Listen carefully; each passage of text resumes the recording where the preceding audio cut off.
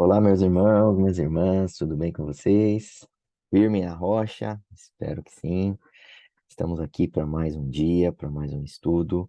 E eu queria começar esse estudo deixando aqui para você um versículo. Esse versículo está em Romanos 8:18, que diz assim: Eu penso que o que sofremos durante a nossa vida não pode ser comparado de modo nenhum com a glória que será revelada no futuro.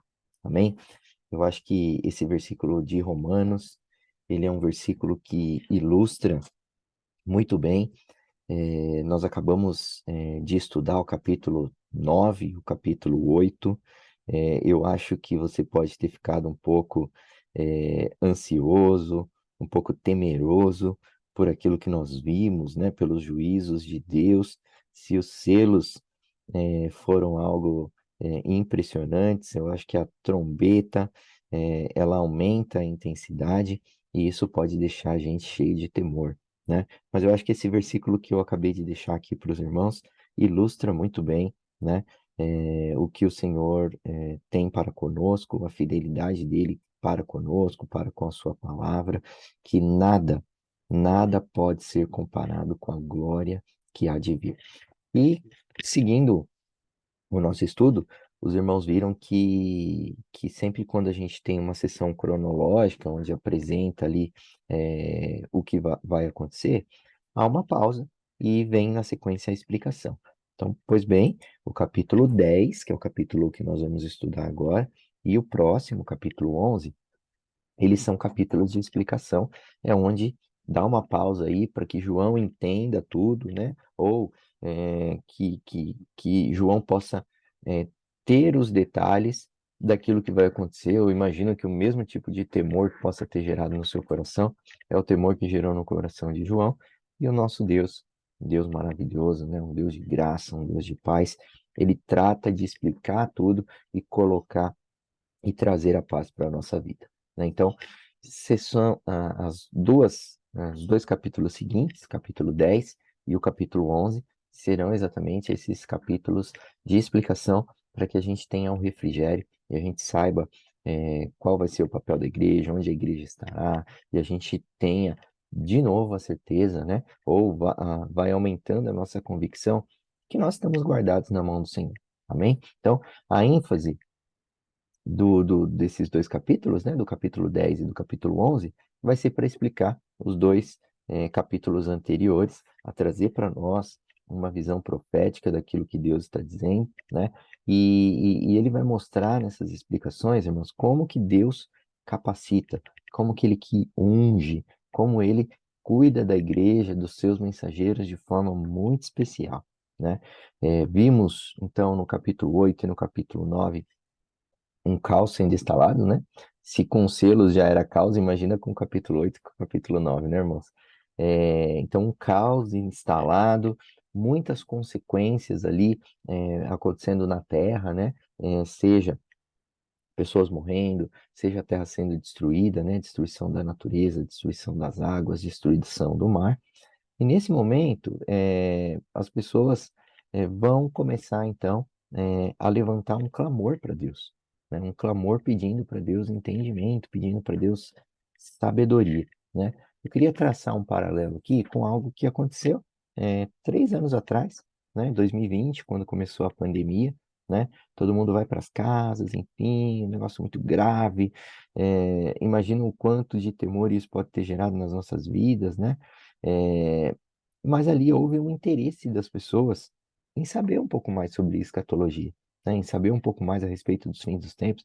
Nossa, será que a pandemia está relacionada ao fim dos tempos? Né? Então, tudo isso aconteceu. Ou não aconteceu, com você? Comigo aconteceu, né? Buscar no Senhor uma direção do que está acontecendo, né? Então, perguntas podem ter sido feitas, assim como eu fiz perguntas mesmo. Falar, Deus, aonde o Senhor está em tudo isso? Né? É, Senhor, o Senhor protege os seus, né? Pastor, eu lembro de uma palavra emblemática do pastor, né? É, onde ele falou, nós não seremos atingidos, ninguém da igreja vai morrer. E de fato, né, nós vimos a palavra se cumprindo, né? É, buscar em Deus qual que era o plano dele, qual que era a vontade dele, né? Enfim, tudo isso gerou ali em nós um desejo para entender tudo o que estava acontecendo, como que nós deveríamos nos comportar, como que nós deveríamos nos relacionar com esse período ali, com aquela dificuldade que sobreveio sobre nós, né? E aí, eu imagino você lendo ali Apocalipse 9, Apocalipse 8, todas as explicações que foram dadas a respeito das trombetas, o que significa cada uma delas e a consequência, e você pode estar se perguntando, nossa, mas isso vai influenciar a todos, né? Como que a igreja não vai ser influenciada, né? Como que os filhos de Deus estarão protegidos? Porque serão impactos visíveis, né? Irmãos, é semelhante a essa palavra da pandemia que o pastor lançou sobre a igreja. Nós estaremos protegidos e você não tem motivos para duvidar dessa palavra. Deus já fez uma vez, ele vai fazer de novo, né? Então fique tranquilo, fique em paz, porque de fato isso vai acontecer, né? É, então, quando você se pergunta como a igreja estará e como a igreja estará protegida, então esses capítulos eles servem exatamente para isso, né? Para dar um detalhe para nós, para ampliar a nossa visão, para mostrar para nós que esse momento ele vai ser o momento mais espetacular da igreja. Então tudo que a igreja já viveu em relação a favor do Senhor não está comparado ao que o Senhor ainda há de fazer. Exatamente esse versículo que eu deixei para os irmãos aqui de Romanos, né? O melhor de Deus ainda está por vir nas nossas vidas. Então, marca de fato o triunfo da igreja, marca de fato a igreja sendo tremendamente usada por Deus, né? Sendo capacitada por Deus, sendo cuidada por Deus para passar por esse momento. É nesse contexto, irmãos, que vai se cumprir exatamente o que está escrito lá em Joel 2:28. Vamos dar uma olhadinha no texto, dá uma folheada aí na sua Bíblia, acha esse texto, marca ele, porque é muito importante, né? Olha o que diz esse texto. O Senhor diz ao seu povo: depois disso, eu derramarei o meu espírito sobre todas as pessoas. Os filhos e as filhas de vocês anunciarão a minha mensagem. Os velhos sonharão e os moços terão visões. Muita gente já leu esse verso para mostrar algo que Deus faria ali no segundo seguinte, né? Num acampamento, algo desse tipo, né? Mas esse texto ele está relacionado, irmãos. Claro que ele pode estar relacionado ao momento seguinte aqui que nós vamos viver, porque o crescer no Senhor, o desenvolver no Senhor, ter mais o Senhor, isso é progressivo, né? Mas isso aqui está muito relacionado também ao final dos tempos, né? Então, assim, é como se isso vai aumentando, né? A intensidade da presença do Senhor, ela vai aumentando, né? Então, o espírito da profecia, ele vai ser tão normal, ele vai ser tão comum, ele vai estar tão presente na igreja, que ela, ao mesmo tempo, ela vai ser uma igreja profética, mas ela também vai ser uma igreja apostólica. Então, onde nós veremos, de fato, todos os dons fluindo, o evangelho da graça, o evangelho da salvação, o evangelho da transformação, o evangelho eficaz, o evangelho que é poder sendo pregado, sendo ministrado, e as pessoas se convertendo, pessoas se tornando discípulos do Senhor, crescendo na graça, no poder, no conhecimento do Senhor. Então, não há, a igreja não viveu até hoje, nós não vivemos até hoje, nada que vai ser comparado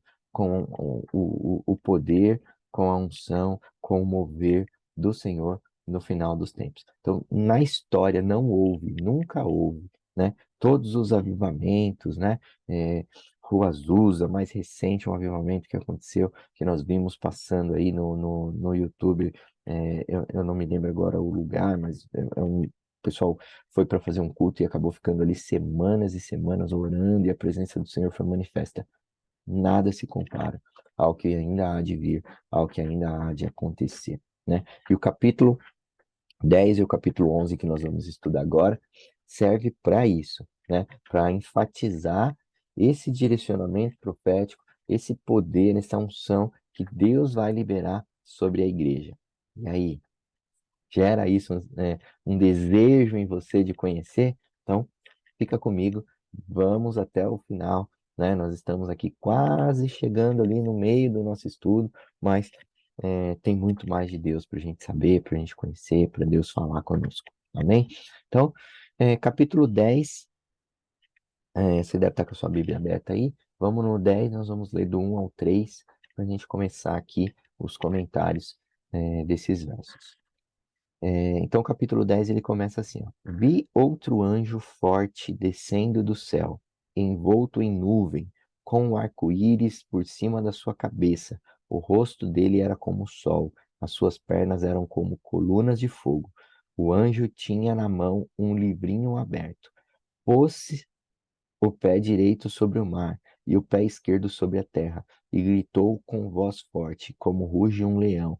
E quando ele gritou, os 7 trovões fizeram soar as suas próprias vozes. Então, primeiro, irmãos, está falando aqui de um anjo, né? Um anjo que tem uma missão, que tem uma função, que tem um objetivo. Esse anjo, ele é um exemplo de um mensageiro, né? Ele é uma inspiração, então, para a igreja que nós falamos que será a igreja dos fins dos tempos, né? Uma igreja que será profética, uma igreja que será apostólica. E cada característica que é detalhada aqui ou que é descrita a respeito desse anjo revela para nós o poder do Espírito para capacitar, o poder do Espírito para empoderar. Olha aí uma palavra da moda, né? Empoderamento. É uma palavra para empoderar os mensageiros proféticos. Primeira coisa que nós vemos é uma nuvem, então. É uma nuvem que, que representa o quê?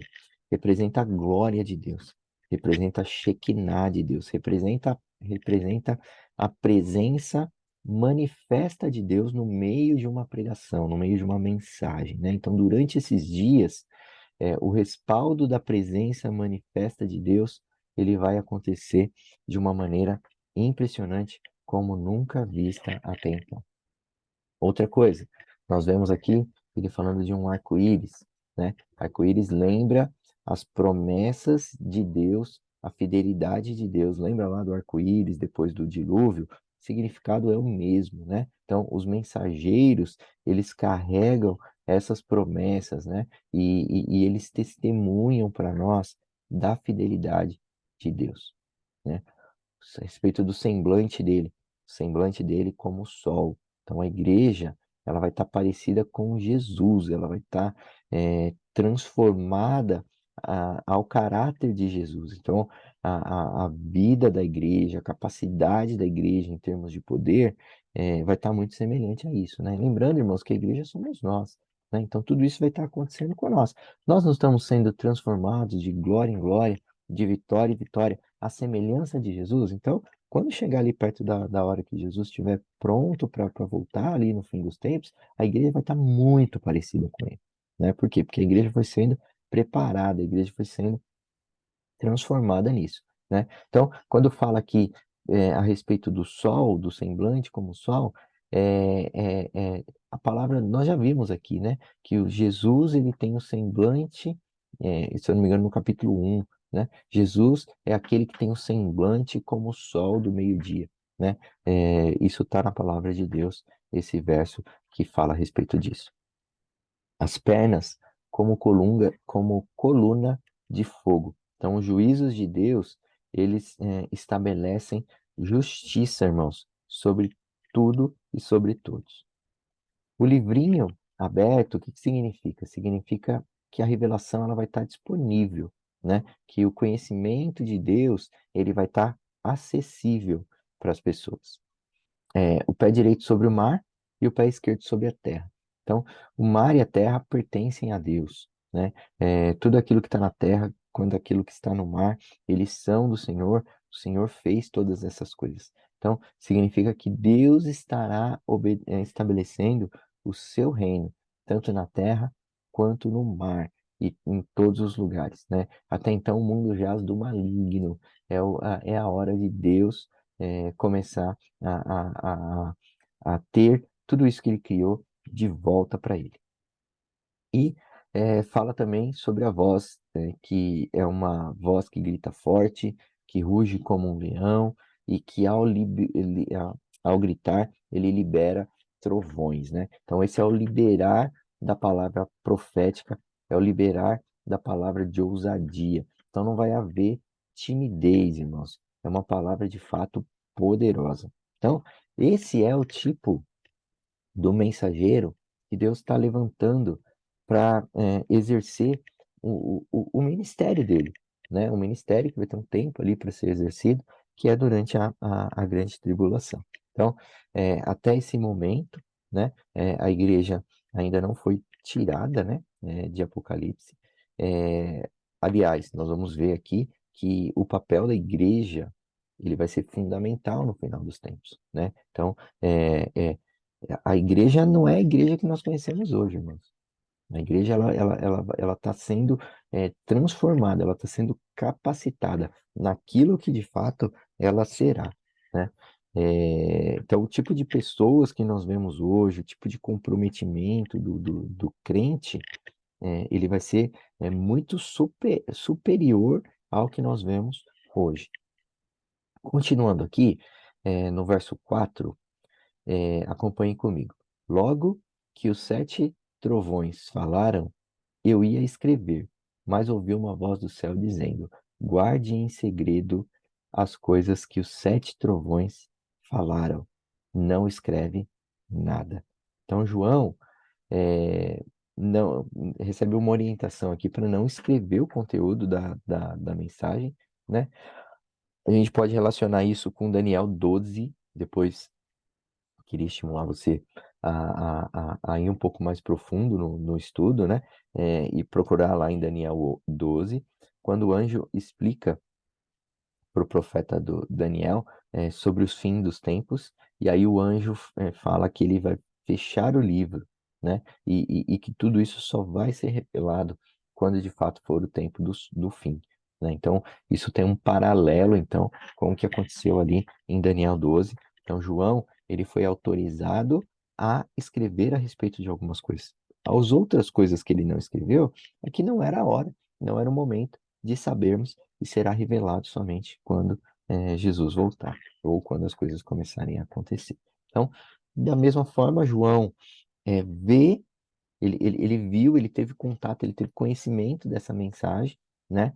Mas ela só vai ser aberta no final, né? Então, há um mistério profético aí, um mistério bem impressionante a respeito do fim dos tempos. Seguindo, a gente vai para o verso do 5 ao 7. Acompanhe comigo também.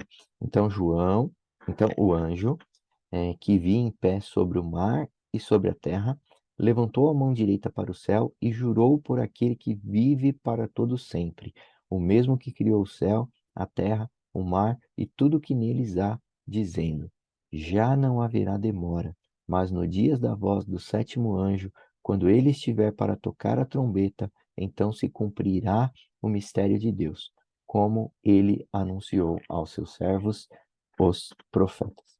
Então, o juramento do anjo diz que não vai ter demora, né? A partir desse momento aqui, espera-se então que será um tempo curto, um tempo abreviado. Então, ou seja, estará quase no fim, né? Estará quase para acabar, estará quase ali próximo de Jesus voltar, onde ele vai tomar todas as nações de volta para ele e ele vai possuir a terra como herança. Este, irmãos, é mais um paralelo, né, com o livro de Daniel, então serve como complemento para nós. Se você pegar Daniel 12, o verso 6 e o verso 7, quando Daniel pergunta quanto tempo vai demorar, o anjo ele fala para Daniel, né? Ele levanta também levanta a mão para o céu, então muito parecido com o que aconteceu aqui, e aí diz assim: ó, passarão um tempo, tempos e metade de um tempo. Tudo isso relacionado aí ao período da grande tribulação.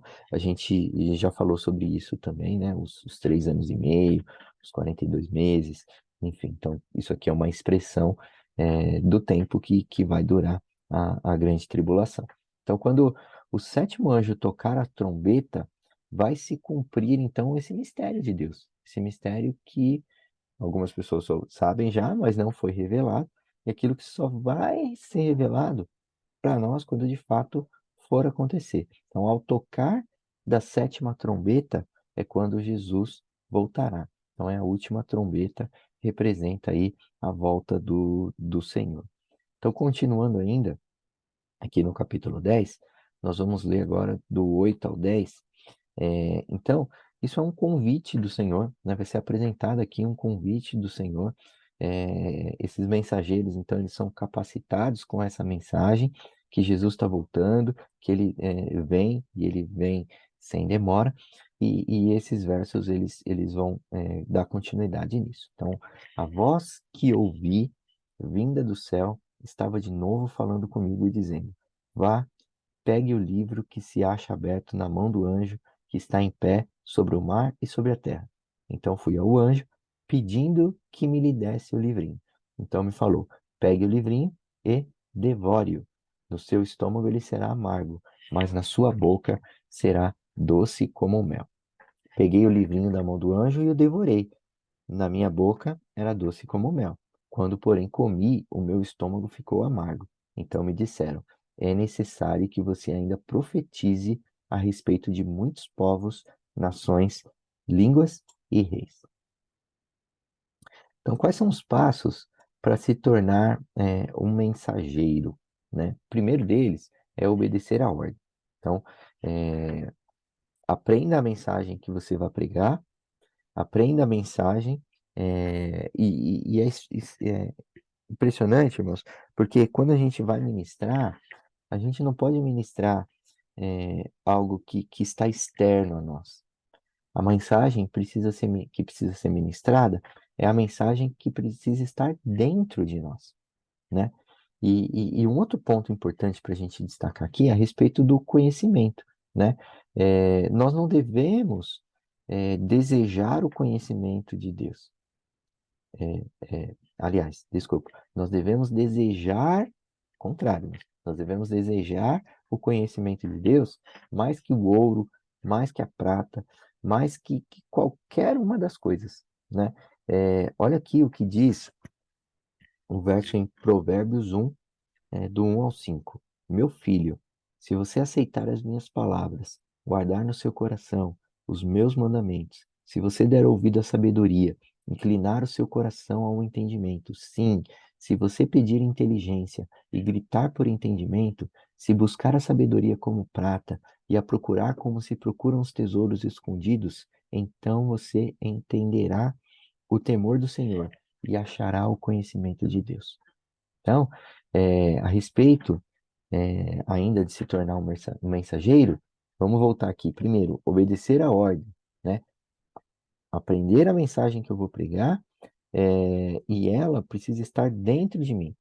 Outra coisa, desejar conhecimento, mais e mais e mais de Deus, mais que o ouro, mais que a prata, mais que acima de todas as coisas. E em terceiro, praticar. Então, pegar o livro, devorar o livro, isso, irmãos, a respeito da Bíblia, né? Essa linguagem que que que está sendo usada aqui é uma linguagem bem agressiva, mas ela se parece muito com o que João Batista, né, dizia lá em Mateus 11, né? O reino de Deus é para ser tomada à força e os poderosos tomam posse dele, né? Então, o que você faz com um livro? O que você faz com a Bíblia? O que você faz com a palavra de Deus? Você coloca na gaveta? Você deixa ela aberta aí na sua casa, aberta ali no Salmo 23 ou no Salmo 91? Não, a Bíblia serve para ser devorada, a Bíblia serve para ser lida, para ser entendida, para ser revelada, para ser guardada. Então, nós precisamos comer, mastigar da palavra, né? Processar ela no estômago.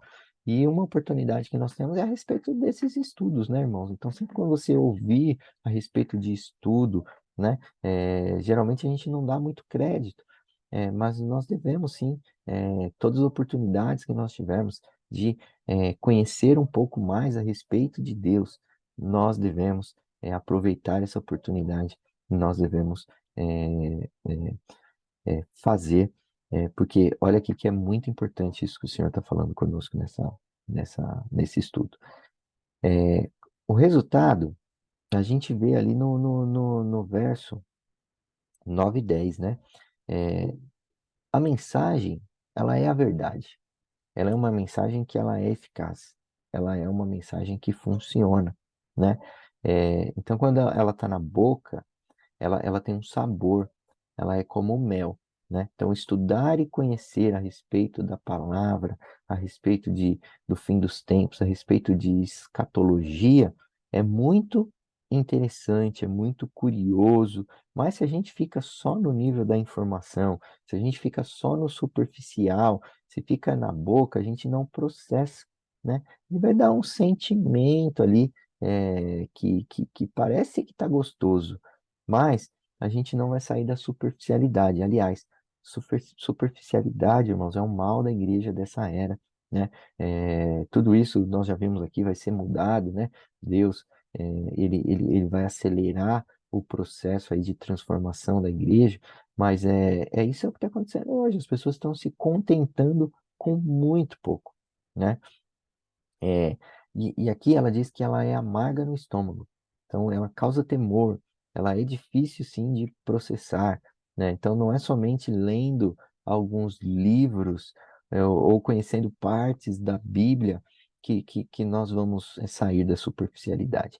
É de fato vivendo, é de fato colocando ela para dentro, é de fato tendo um estilo de vida que demonstra que a palavra ela é verdade, demonstra que eu processei, demonstra que essa palavra ela foi de fato eficaz na minha vida, né? Então, assim, a gente finaliza o capítulo 10, né? Um capítulo bem importante, um capítulo bem interessante a respeito daquilo que o Senhor trata de explicar para nós as coisas que vão acontecer. Queria desejar que Deus te abençoe, que a graça do Senhor, a paz do Senhor esteja sobre a sua vida e te espero até semana que vem para mais um dia, mais um estudo, mais um capítulo em nome de Jesus. Amém? Semana de bênção e de vitória a todos.